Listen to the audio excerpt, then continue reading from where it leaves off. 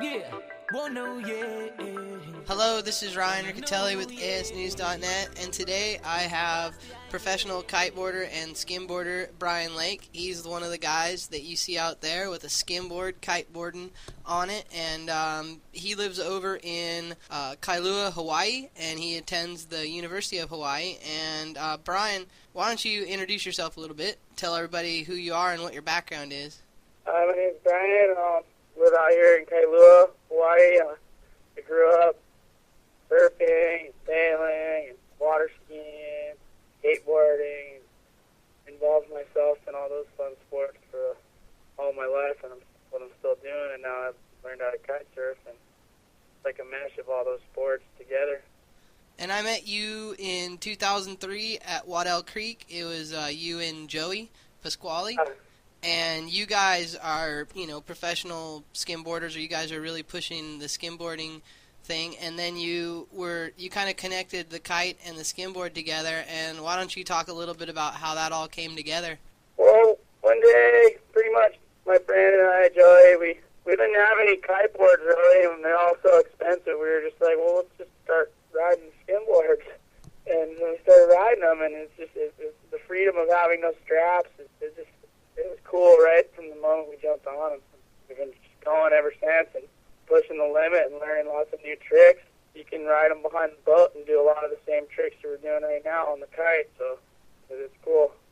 And you and Joey, I mean, you obviously don't just ride a skimboard all the time, but, what are some of the benefits you get from a skimboard when you're riding it? Well, you get there's a lot of upwind ability.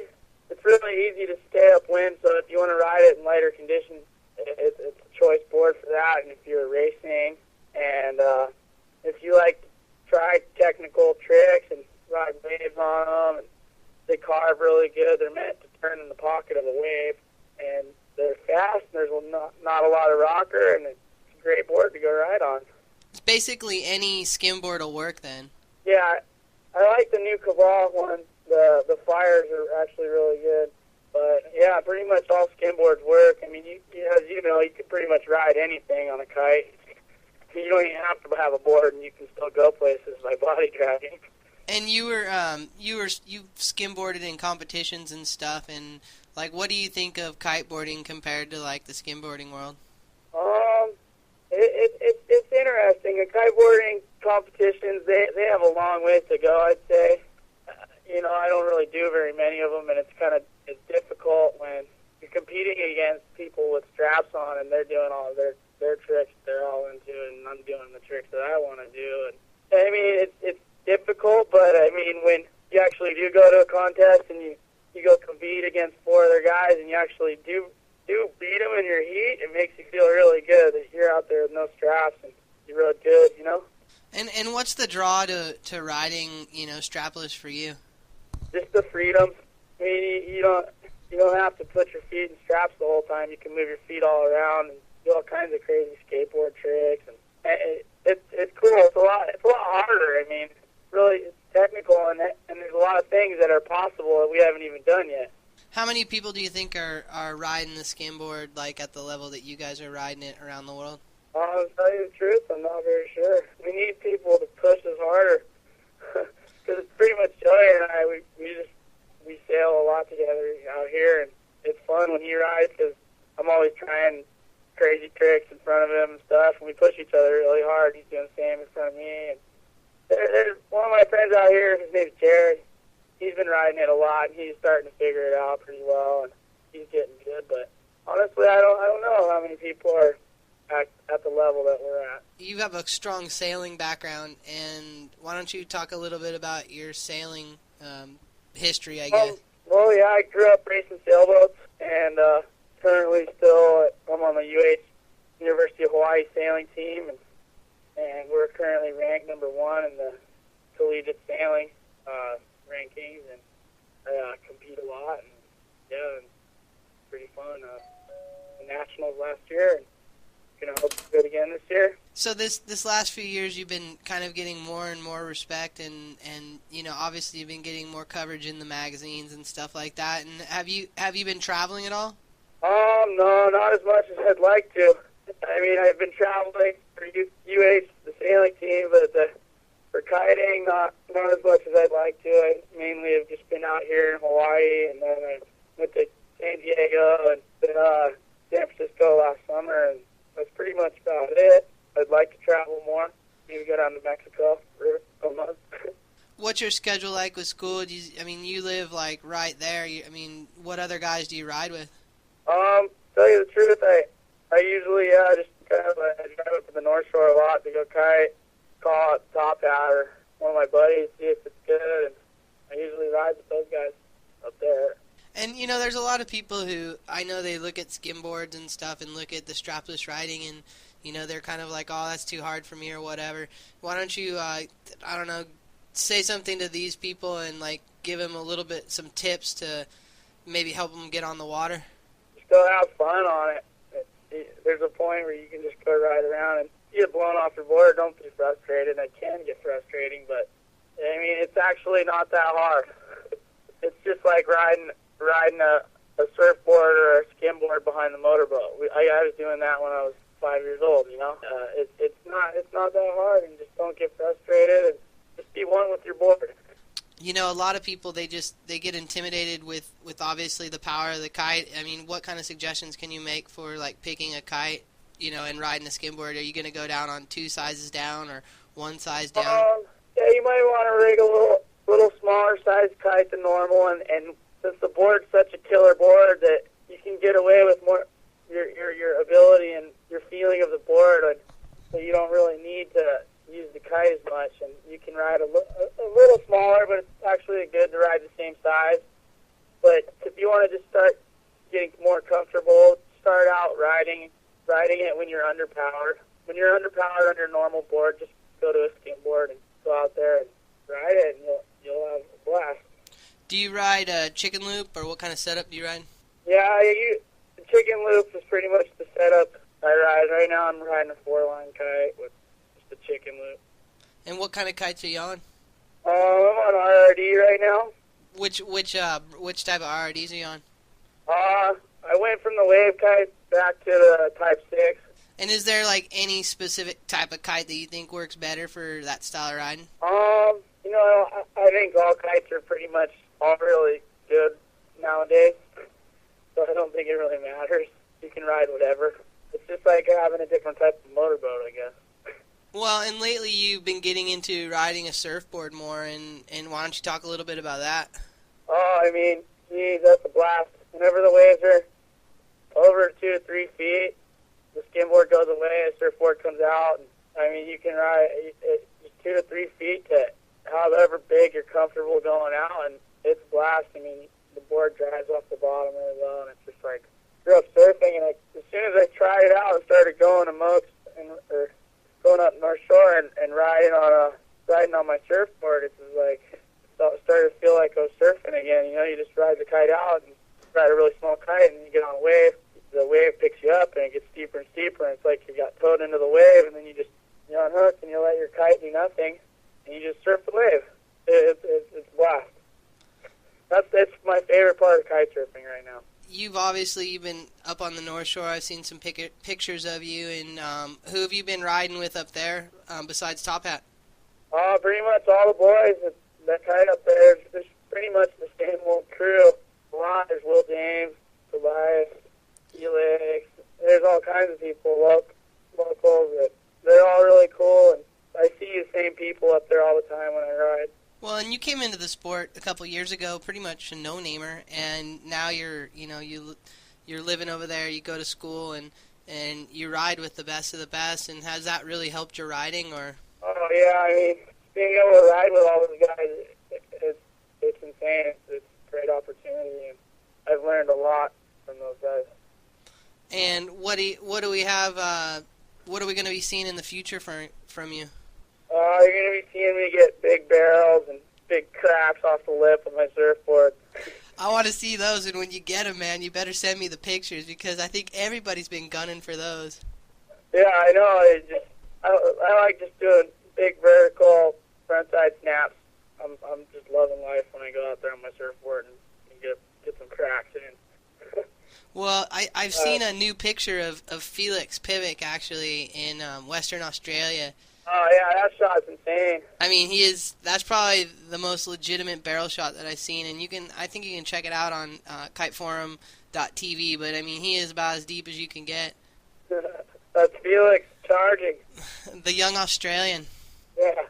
Well, hey man, I know you got to run to sailing practice and stuff, and I just wanted to kind of, this week we were just bringing on some, different athletes who kind of do different things. I have a guy who does landboarding, which, I've never done and I really don't know much about, but I brought him on, and I wanted to bring you on because you do the skim thing, and just kind of like, show some other angles of areas where people can, have fun with a kite. So, is there anything you want to say to anyone out there, just to give them some?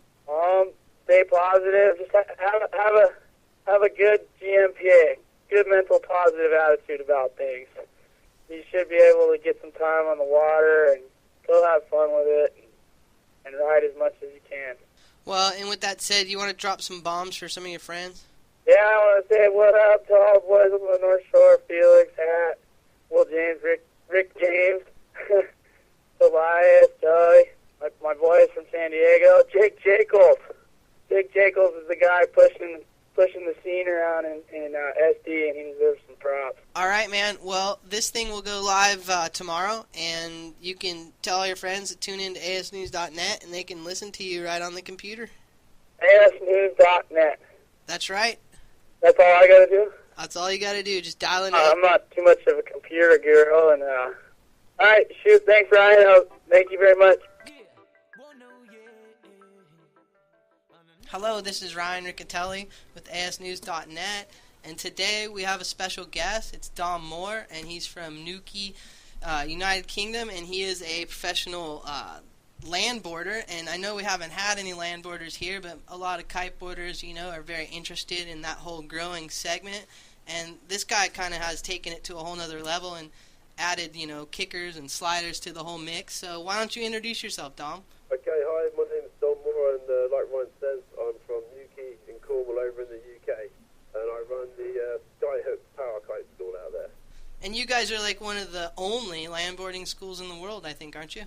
I think we're possibly one of the only specific landboarding schools. Yeah, there are kite surfing schools in the UK that also offer landboarding lessons, but we're specifically land-based. And are you guys like by the coast, or are you guys like pretty landlocked? Well, we live about 2 minutes walk from the beach, so we're definitely coastal. But what we do is in the off-season, when it's quieter, we use the beaches, and when the tourist season kicks in, we retreat to our Sky Park, which is an inland flying site. It's only about 5 minutes from the sea, so it still gets a good thermal breeze in the afternoon. So we've got the best of both down here. And like you do both. You kiteboard in the water, and you kite on land. And what is the crossover like? Well, the way that landboarding really helps with your kiteboarding is that if the wind's a little gusty and it's offshore, or it's a little bit light, you can still get a really good session in. It's just so long as the tide's out. And the stuff that you can practice on land, like riding blind, surface handle passes, simple transitions, it doesn't matter so much if you lose your board or your kite comes down. You don't have to worry about equipment getting swept away. But some of the heavier stuff like kite loops and so on, and bigger airs, it's good to practice in the water first. But for me, the sports really feed each other. Rather than landboarding just being a little testing ground for kiteboarding, for me they're kind of both mutually compatible. Well, and landboarding used to just be guys just cruising back with buggies, and it's really progressed to a level to where guys are really pushing it and doing a lot of the same hardcore tricks that are going on the water. And why don't you talk about that a little bit? Yeah, well, people are beginning to borrow now from lots of different influences, like where there's a bit of a sort of skate-style movement going on with kiteboarding, people taking straps off and using skimboards and stuff. You see the same thing happening, of course, on land. And with respect to the heavier stuff like kite loops, people are starting to throw them down on land now, but you're not really going to see anyone going level with or above the kite because, of course, you won't be able to hold that much power for a start without sliding out. Of course, if you do land, it does go wrong. You're not going to be able to walk away from it. But the sport 2 years ago or so, yeah, was a lot more sedentary. People would just have to go sliding, maybe the odd toe side switch. But now you'll start to see people dropping aerial handle passes. More and more guys are starting to kite loop the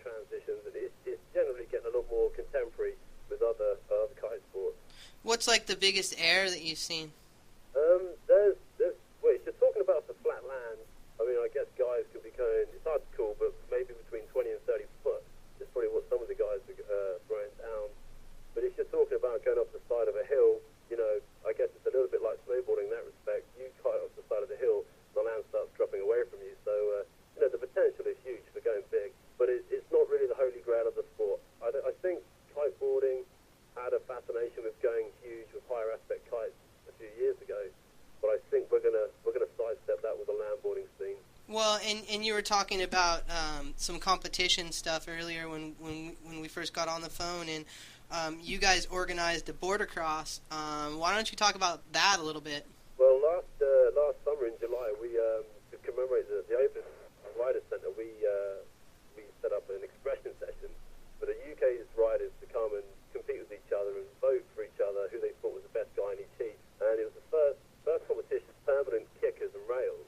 People have used kickers on the beach before, but in our site, you know, we have permanent features there. So that was a really good day. The wind came in for us, and it was just nice to see people throwing moves off kickers and on rails and stuff. And everyone just got together, having a real good time. And I think it set a good precedent for us, and we're going to be looking to do another one this year also. What do people need to know, like, if someone wants to get into landboarding? And, I mean, can you use the same equipment that you use in water kiting? Do you guys use special kites? What kind of boards, that kind of stuff? Well, you can use the water kites. If you're the sort of rider who can go out and isn't sticking the kite down too much in the drink, then why not use it on land? But you got to consider that kites crashed on land are more likely to burst than a kite crashed at sea. So for many people who are perhaps starting landboarding from scratch, they'd be better off with a soft foil, because of course it doesn't have the water relaunch. It's going to be easy to launch and land on their own, and of course if it does crash, it's not going to hurt the kite so much. So far as boards, you really want to start off with something you feel comfortable, because you've got to imagine that a landboard is so much heavier than a kite surfing board. So the way the weight's distributed around the board, trucks are going to be carrying most of the swing weight. So if you're going to start going for tricks and your board's a little bit uncomfortable, you're going to find it flying off your feet all the time. Well, and with that said, you know, I mean, what are, like, you're talking about guys doing handle passes and that kind of stuff. I mean, what are some of the consequences? I mean, have you seen some guys just straight out just splat on the ground? Yeah, you do see guys coming down, but the people that are going for, to be able to get like a big air or to go for a handle pass or that kind of stuff, you're going to need to be a pretty experienced rider anyway. Also, the fact that the ground is there and it's hard is a big turn-off for a lot of people, and they're not likely to try such crazy things.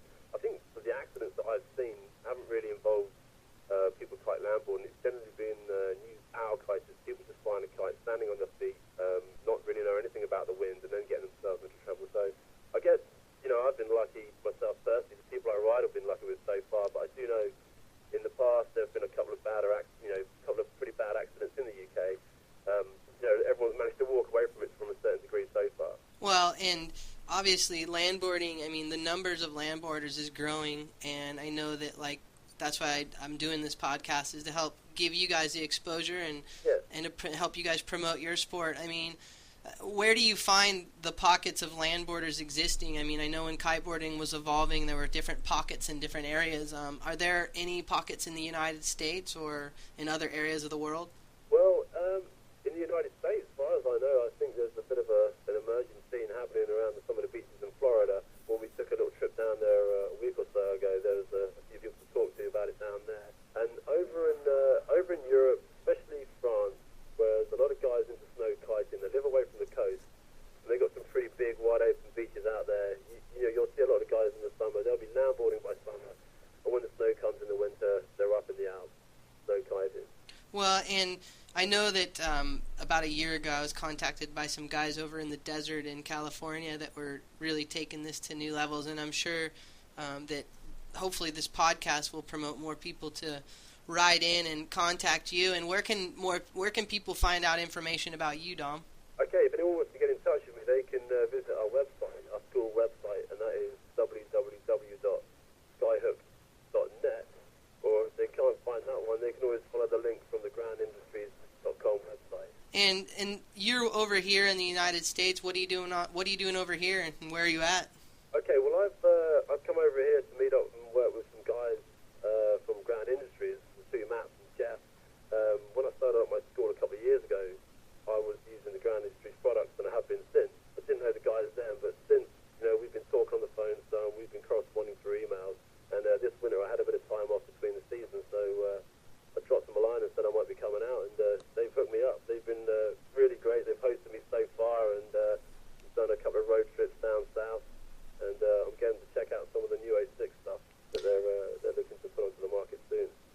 And what are they doing with the boards? Like what makes a, like, obviously I know that in kiteboarding, you know, you have your entry level boards and then you have your real advanced boards, like custom boards that the pros get. Like, what is like a pro ride in a board? Well, you could say it's probably dictated by price point for landboarding because with kiteboarding, if the power's not there, you're going to sink. So you're going to need a bigger board to start off with. With landboarding, the power's not there, you just come to a stop. All you have to do then is hop the board round downwind a little bit and ride off. So really from the start onwards, people are going to be looking for the same things. They're going to want a board that's flexible, is comfortable, is light and also durable. Of course, when you're first starting the sport, you're not really likely to throw all the money you've got into it, so you're going to be starting off with something a little bit more entry level. As you realise the sport's for you and you start to progress, you're going to want to get a board with stronger, lightweight hards. Something like the crosshairs, the GI are making at the moment are kind of the thing that a lot of people are going for. Quite specific tyres with extra lateral grip. Nice poppy decks you can load up against. So actually, there are some very technical elements that you're talking about, like in the flex of the deck and the type of tires that you're going to have on your board, and so that just opens up a whole nother realm of. Yeah, if you're just going to be cruising around on softer sand, you're going to probably want slicks or something a little bit, or slightly bigger radius tires, diameter tires. If you're into freestyle tricks, you want a smaller, more compact wheel with a smaller, lighter tire that's going to enable you to get rolling quicker. It's going to have less weight and less swing weight on the board, which is important because the trucks they weigh so much more than you'd find on a regular kiteboard. You're going to want something that keeps the weight down, but at the same time, when you're dropping out the sky from 20 foot or so with quite a lot of lateral force coming in hot, you don't want your HUDs collapsing underneath you. So it's been really interesting to see manufacturers coming out with stronger products which are still light, which are helping people push the sport further. And it's the lighter stuff that people are riding harder rather than the heavier stuff. I know a lot of people will probably be motivated who kiteboard to go out and try landboarding, and like, what are a few tips, like safety tips, that you can give the listeners to get them rolling? Well, they definitely need to be aware that you need a lot less power on land than you do need on the water for your same kite. So perfect 12-meter weather on the water is you can take about 5 or 6 knots at least of that for perfect 12-meter water on land. You've got to really be aware of your downwind obstacles in your launch area and have a good look. If you're going to be flying inland as well, have a good look upwind of you to see where the wind's coming over. If it's coming over buildings and stuff, you want to get yourself far enough away out of those buildings so you're not going to be riding in a wind shadow. But probably the best thing you can do would be to ensure that your kite is fitted with a leash. In case you need to ditch it, there's more chance that it's going to be going over people's property. Always wear a lid and invest in some decent crash pads also. Decent crash pads. Always wear a squid lid, right? Always wear a squid. You just have to, yeah. Because I mean, for one thing, the board's so much heavier. You hit your head on the corner of the board. It's not good. But yeah, knee pads and elbow pads. You can't really do without it. Well, and what's your plans when you heading back home? We've got another 3.5 weeks out here. We're going to be heading up to Virginia, road tripping down the East Coast, all the way down to Miami. Hopefully, picking out some awesome light landboarding spots on the way. Back to the UK mid-February. Season will kick off for us in March, and I'm going to be working on some more freestyle riding myself and organising competitions for next year, and hopefully running my school as best I can. Well, cool, man. Well, we appreciate your time today, and again, I want you to drop some bombs for your crew and for your school and stuff. Thanks, Ryan. Why don't you give a shout out to Ground Industries website and then your school's website? Definitely like to give a shout out to Ground Industries. They're terrific hosts. The boards are just really firing this year. They're really on top of their game. And also want to give a mention to Advanced Kites. This year I've been using the Scorpio LEI kites, and it's really helped me push things onwards. So yeah, thanks for those guys also. Well, cool, man. Well, we hope to either read about you or hear from you soon. And where can we check out information on your terrain park over there? Once again, if they go to the school website, skyhook.net, then they can get all the links and information from there. Cool, man. Well, you have a good trip, and we'll be talking to you soon. Yeah, thanks a lot, Ryan. Be in touch.